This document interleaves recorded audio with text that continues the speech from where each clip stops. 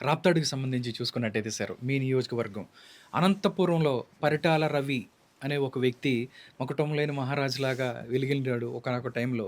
దాని తర్వాత ఆయన చనిపోయిన తర్వాత కూడా ఎంతో కొంత ఆ ప్రభావం కూడా వస్తుంది. అలాంటి ఫ్యామిలీని తోపదుర్తి ప్రకాష్ రెడ్డి అండ్ బ్రదర్స్ వీళ్ళందరూ కూడా ఎదుర్కొనటం, ఆళ్ళకి ఆపోజిట్‌గా నిలబడటానికి అంటే ఎందుకు ఈ లేనిపోయిన గొడవ మనకెందుకు అని ఎప్పుడైనా అనిపించలేదా? లేకపోతే ఎందుకు ఇలాంటి ఇబ్బందులు? ఎందుకంటే మీరు బాగా చదువుకున్నారు, మంచి ఉన్నారు.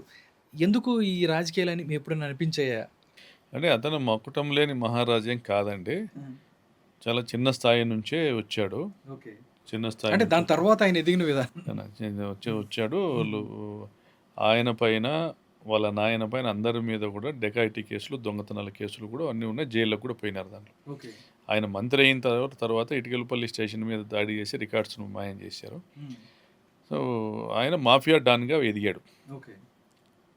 రామారావు గారు ఆ రోజుల్లో పెనుగొండ నియోజకవర్గంలో మనం తట్టుకోవాలంటే ఒక గట్టి వ్యక్తి కావాలన్నప్పుడు స్థానికంగా ఉన్నటువంటి నాయకులు పరిటాల రవి ఎగ్జైల్లో ఉన్నాడు, అతన్ని తీసుకొస్తాం మీ దగ్గరికి, టికెట్ ఇవ్వండి అని అడిగారు. టికెట్ ఇచ్చారు. పార్టీ గాలి వచ్చింది, గెలిచాడు. హ్మ్. సో ఆ పార్టీకే అతనికి ఆదాయ వనరులు ఏర్పడ్డాయి. ఆర్ఓసి అనే సంస్థను నెలకొల్పే విధంగా ఆయుధాలు సమకూర్చుకొని, డబ్బు సమకూర్చుకొని మాఫియా నడిపాడు. హ్మ్. సో ఆయనకు గ్రానైట్ పరిశ్రమల యజమానులు డబ్బులు తెచ్చివ్వడము, ఇంకో కాంట్రాక్టర్లు డబ్బులు తెచ్చివ్వడం అనేది జరిగాయి.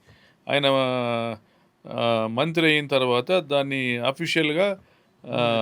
అఫీషియల్‌గా సెటిల్మెంట్స్, హైదరాబాద్‌లో సెటిల్మెంట్స్ దగ్గర నుంచి, కాంట్రాక్టర్ల దగ్గర, కమిషన్ల దగ్గర నుంచి, అనంతపురంలో పంచాయతీల వరకు హ్మ్. మొత్తం అన్నిట్లోనూ కూడా ఆదాయ వనరులను సమకూర్చుకున్నాడు. డబ్బులొచ్చినాయి. చుట్టూ బలము అంతా పెరిగింది. హ్మ్. దాని తర్వాత ప్రభుత్వం మీద ప్రభుత్వాన్ని ధిక్కరించేసి రాజీనామా చేశాడు. మళ్ళీ పోటీ చేసి గెలిచాడు. హ్మ్. మళ్ళీ అదే పార్టీనే టికెట్ ఇచ్చింది. పోటీ చేసి గెలిచాడు. సో, ఇతను తన ప్రత్యర్థులందరినీ హ్మ్. ఎలిమినేషన్ ద్వారా ఎవరూ లేకోకుండా చేసుకున్నాడు. మద్దిలచెరువు సూర్యనారాయణ రెడ్డి పెళ్లి చేసుకొని బెంగుళూరులో సెటిల్ అయ్యి ఉన్నాడు. హ్మ్. తమ తల్లిదండ్రుల్ని, కుటుంబ సభ్యులందరినీ చంపిన దానికి ప్రతీకారం తీర్చుకోవాలనేసి ఆయన పరిటాల రవికి అగెనిస్ట్‌గా గ్రూప్ కట్టాడు. హ్మ్. కారు బాంబు సంఘటన జరిగింది. దాంట్లో పరిటాల రవి త్రుటిలో తప్పుకున్నాడు. బతికి బయటపడ్డాడు. దాని దాని తర్వాత కూడా చాలా హత్యలు జరిగాయి. పీపుల్స్ వార్ ఆర్ఓసి అనేసి, దాని తర్వాత దాని స్ప్లింటర్ గ్రూపులు అశోక్ వర్గం అని, సుదర్శన్ వర్గం అని, హ్మ్. ఇంకా ఏవో దళాలని వాళ్ళు వీళ్ళనేసి అంతా ఆ ప్రాంతంలో నిరుద్యోగ యువకులకు వాళ్ళకు తుపాకులు ఇచ్చేసి బెంగుళూరులోను, ఇంకొక ప్రాంతాల్లోనూ వాళ్ళందరినీ హ్మ్. వాళ్ళకు వసతులు ఏర్పాటు చేసి హైర్డ్ క్రిమినల్స్‌తో కూనీలు చేయించేసి వాళ్ళతో పత్రికా ప్రకటనలు ఇప్పించి మేమే చేశామనేసి స్టేట్మెంట్ ఇవ్వడం, కేసు అక్సెప్ట్ చేసుకోవడం. ఆయనదే జ్యుడిషియరీ, ఆయనదే మీడియా, ఆయనదే ప్రభుత్వం, ఆయనదే అన్నీ పోలీసులు, ఆయనే. అన్నీ ఆయనే కాబట్టి ఎలా హ్మ్. కావాలంటే అలా చేసుకున్నాడు. ఓకే. సో, ప్రభుత్వం మారింది. హ్మ్. ప్రత్యర్థులు ఏళ్ల తరబడి వెయిట్ చేసినారు. అటాక్ చేశారు, మర్డర్ చేశారు. అది అక్కడికి ముగిసిపోయిన కథ. దాని తర్వాత పరిటాల సునీతమ్మ పెనుగొండ బై ఎలక్షన్‌లో హ్మ్. ఆ పార్టీ టికెట్ ఇచ్చింది. రాజశేఖర రెడ్డి గారు ఈ సంస్కృతిని మార్చాలనేసి మద్దిలచెరువు సూర్యనారాయణ రెడ్డి కుటుంబంలో ఎవరికీ కూడా టికెట్ టికెట్ ఇవ్వలేదు. ఇవ్వలేదు. సో, దాన్ని అడ్వాంటేజ్‌గా వాళ్ళు చేసుకున్నారు. అసంతృప్తికి గురైనటువంటి మద్దిలచెరువు సూర్యనారాయణ రెడ్డి అనుచరులు కూడా ఆహ్, పార్టీ ఏర్పాటు చేసినటువంటి అభ్యర్థికి, శ్రీరాములు గారికి సపోర్ట్ చేయలేదు. హ్మ్. సో, పరిటాల సునీతమ్మ గెలిచింది. హ్మ్. నెక్స్ట్ వెంటనే ఎలక్షన్ జరిగింది 2009లో. పోలింగ్‌కి 5 రోజుల ముందు నన్ను ఒక ఫేక్ కేస్‌లో అరెస్ట్ చేయించి బెంగుళూరులో జైలుకి ఓకే. పంపారు. అయినా వాళ్ళు గెలిచింది 1700తో. హ్మ్. నిజంగా వాళ్ళు లెగసీగా పెద్ద ఆయన మకుటం లేని మహారాజు, వాళ్ళ ప్రజలంతా వాళ్ళకి నీరాజనాలు పలికినారంటే అవన్నీ ఏం లే. ఆ! ప్రజలు పార్టీతో ఉంటారు. ఓకే. ప్రజలు పార్టీతో ఉంటారు. పార్టీ మమ్మల్ని గుర్తిస్తే మేము లీడర్‌లయితాం.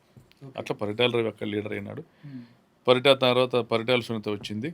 ఆమెను ఓడించిన తర్వాత ప్రజలు నన్ను లీడర్‌గా గుర్తించినారు. అవును. మళ్ళీ మా పెర్ఫార్మెన్స్ ప్రజలకు బహుశా నచ్చలేదో, ఓకే. లేదా ఈవీఎంల ద్వారా గెలిచారు. గెలిచారో, లేదా జగన్ గారు ఇచ్చిన పథకాల కంటే ఆయన ఎక్కువ ఇస్తారు చంద్రబాబు గారని నమ్మారో, హ్మ్. ఇప్పుడు మళ్ళీ లీడర్‌గా ఆమె వచ్చింది. ఓకే. అయితే లీడర్‌షిప్ అనేది పదవితో రాదు. ప్రజల్లోంచి. నువ్వు హ్మ్. చేసే మంచి మంచి. పనులతో వస్తది. హ్మ్. నీ క్యారెక్టర్ ఎస్టాబ్లిష్‌మెంట్ ఎలా చేసుకున్నావు అనే దాని మీద వస్తది. ఓకే. ఏమి అలా లీడర్షిప్ చేయలేని వాళ్ళు, లీడర్స్గా ఎదగలేని వాళ్ళు ఓకే. ఎదుటోళ్ళ మీద క్యారెక్టర్ అసాసినేషన్ చేస్తూ బురద జల్లే కార్యక్రమాలు చేస్తారు. ఇది తెలుగుదేశం పార్టీ ఘనతో పెట్టిన విద్య. ఓకే. పరిటాల సునీత కూడా దీనికి అతీతురాలు కాదు. ఓకే. వాళ్ళకు ఉన్నటువంటి మీడియా బలము, వాళ్ళకు ఉన్నటువంటి వివిధ మాధ్యమాలు, వివిధ వర్గాల బలంతో ఎప్పటికప్పుడు గతంలో రెడ్డి సామాజిక వర్గాన్ని దుర్మార్గులుగా చిత్రీకరించే ప్రయత్నాలు చేశారు. సినిమాలు కూడా దానికి వంత పాడాయి. తర్వాత వీరి ప్రత్యర్థులను దుర్మార్గులుగా చిత్రీకరించి సక్సీడ్ అయ్యారు. తర్వాత నా వరకు వచ్చేటప్పటికి నన్ను దుర్మార్గుడో, ప్రజాకంటకుడో, నేను నరహంతకుడో నన్ను చిత్రీకరించలేరు కాబట్టి హ్మ్. నేను 100 కోట్లు సంపాదించాను, అది చేశాను, ఇంత చేశాను అనేసి నా మీద దుష్ప్రచారం చేశారు. అవును. న్యాచురల్గా ఏమవుతుందంటే ప్రజలు నమ్ముతారు. హ్మ్. నమ్మకపోయినా మా చుట్టూ ఉన్న కార్యకర్తలు నమ్ముతారు. హ్మ్. ఈ ప్రభుత్వము వస్తే ప్రకాష్ రెడ్డి ఎమ్మెల్యే అయితే మేమంతా ఆర్థికంగా బలపడగలుగుతాం అనుకుని ఆశపడిన వాళ్ళందరికీ ఆశాభంగం కలిగింది. హ్మ్. ఆ కలగడంలో పాటు ఇతనేదో సంపాదించేసుకున్నాడు అనేటువంటి చంద్రబాబు, సునీతమ్మ వీళ్ళందరూ మాట్లాడిన మాటలను బట్టి నిజమేనేమో అనేసి వాళ్ళు అసంతృప్తికి గురైనారు. ఓకే. మీకు అవకాశం ఇచ్చినారు.